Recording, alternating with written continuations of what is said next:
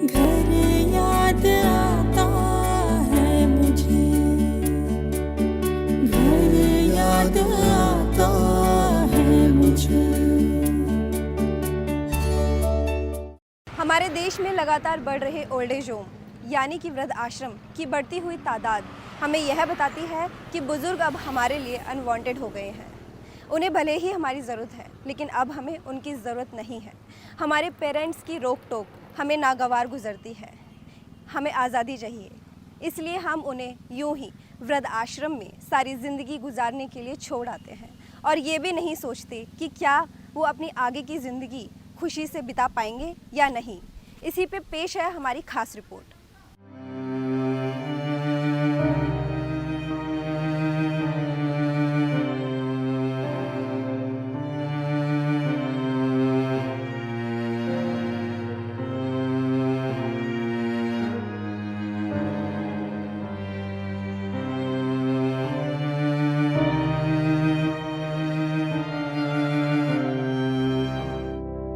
दर्जनों बूढ़ी आंखें थक गई हैं पथ निहारते हुए कि शायद उस बड़े फाटक से कोई अंदर आए और हाथ पकड़ के चुपचाप खड़ा हो जाए और कहे, चलो घर चले। क्या वजह है कि हम अपनों को, बुजुर्गों को, अपने जन्मदाताओं को उनके अंतिम समय में भी तकलीफ सहने के लिए वृद्धाश्रम यानी ओल्ड एज होम छोड़ आते हैं।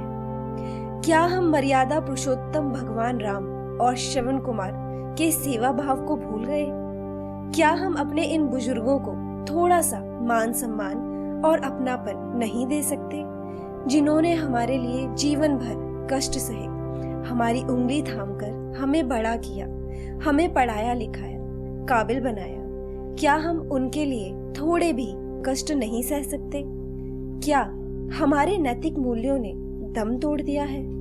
3G के इस जमाने में युवाओं को शायद ये याद करने का वक्त ही नहीं है कि उन्हें उनके पेरेंट्स ने कैसे पाला है। आज का ये युवा ये भी जानने की कोशिश नहीं करता कि गुर्बत के दिनों में इनके पेरेंट्स खुद ना खाकर कैसे खिलाया पिलाया और जिंदगी की वो तमाम सुविधाएं दी जिनकी वजह से आज ये जमाने के साथ कदम से कदम मिलाकर चलने के लायक हो गए हैं। हाँ, ये हो सकता है कि जिन बातों का जिक्र हम कर रहे हैं उन्हें आजकल के ये युवा याद ही ना करना चाहते हो।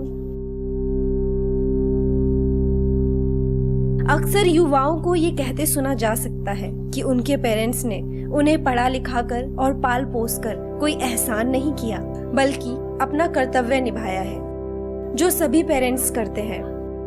लेकिन रफ्टफ दुनिया के ये युवा शायद ये भूल जाते हैं कि कुछ वक्त के बाद जब इनका अपना परिवार होगा और उन पर अपने परिवार की जिम्मेदारी आएगी, तब क्या सचमुच ये सोच पाएंगे कि उनके पेरेंट्स ने उनके लिए क्या किया होगा।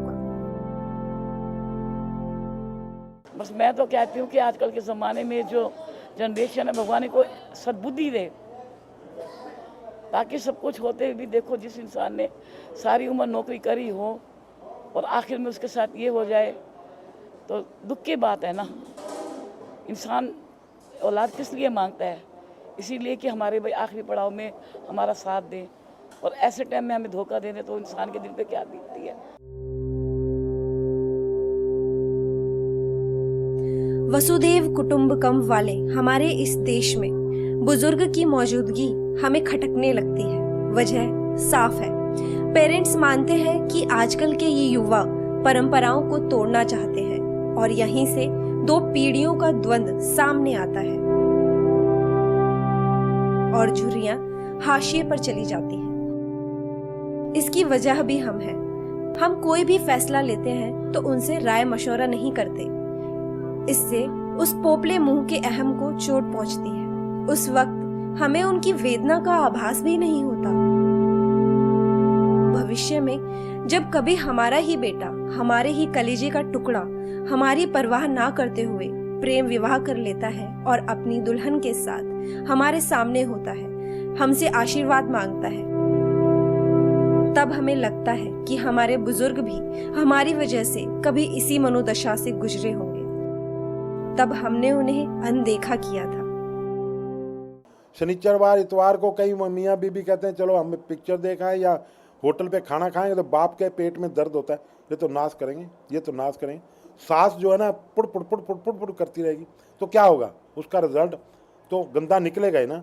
तो बड़ों को भी सोचना चाहिए कि बच्चों की आज़ादी का हमें क्या करना है। बुजुर्ग हमारी धरोहर है, अनुभवों का चलता फिरता संग्रहालय है। उनके पोपले मुंह से आशीर्वाद के शब्दों को फूटते देखा है। ओल्ड एज होम की बढ़ती तादाद इस बात को बताती है कि बुजुर्ग हमारे लिए अब इतने जरूरी नहीं रह गए।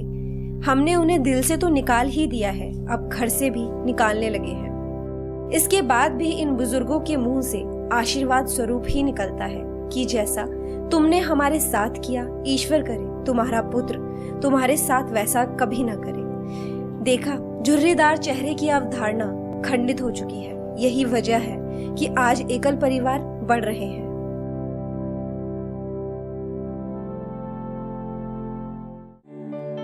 घर